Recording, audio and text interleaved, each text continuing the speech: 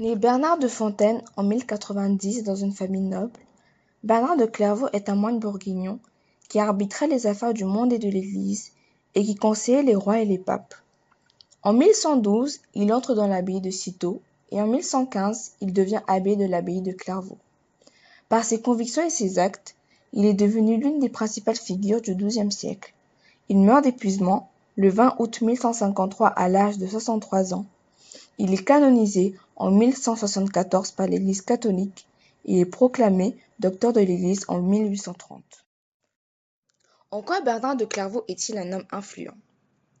En 1112, dans l'abbaye de Cîteaux, Bernard de Clairvaux est parvenu, avec son charisme, à amener avec lui une trentaine de compagnons, des membres de la famille et des amis. Très vite, les postulants deviennent tellement nombreux, au point que Cîteaux n'a plus de place et doit essaimer.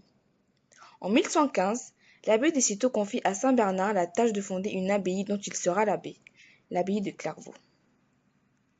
Mais aussi, avec ses nombreuses rencontres, il parvient à entrer en relation avec les hommes les plus en vue de l'époque et à acquérir beaucoup d'influence.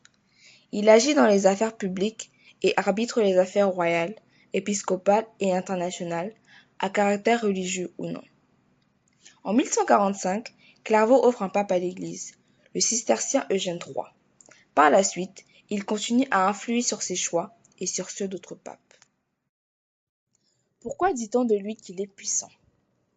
Lorsque le royaume de Jérusalem est menacé, sous la demande du pape, Bernard va prêcher la deuxième croisade à Vézelay.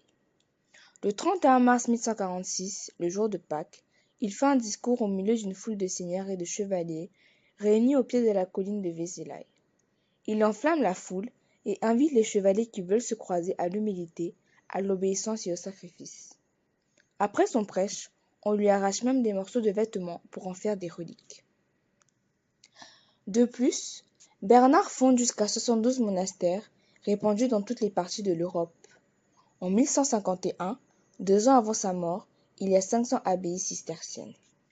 Bernard va donner une impulsion décisive à son ordre monastique, de sorte que Clairvaux va très vite devancer les autres abbayes et devenir la référence obligée des cisterciens, aussi appelés bernardins en référence à l'impétueux abbé.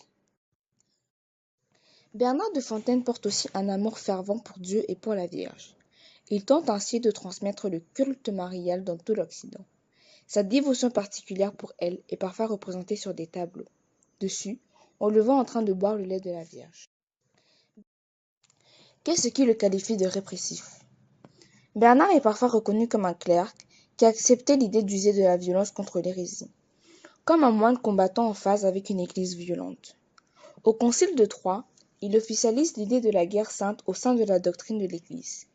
En 1146, il est préoccupé par le développement de l'hérésie cathare dans le sud-ouest de la France. À travers le Midi, il tente de convaincre les convertis à cette nouvelle église en expansion, sans succès. Alors, il prône leur extermination par la glaive matérielle. Pour compléter, la spiritualité de Bernard est fortement marquée par la pénitence. Il ne ménage pas son corps et néglige sa santé.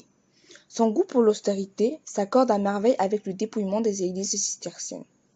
C'était un homme entier, totalement dévoué à sa foi, qui refusait les compromis. Son ardeur dans les prêches, sa rhétorique puissante le faisait craindre de certains et suivre sans retenue par d'autres. Bernard était très absolu.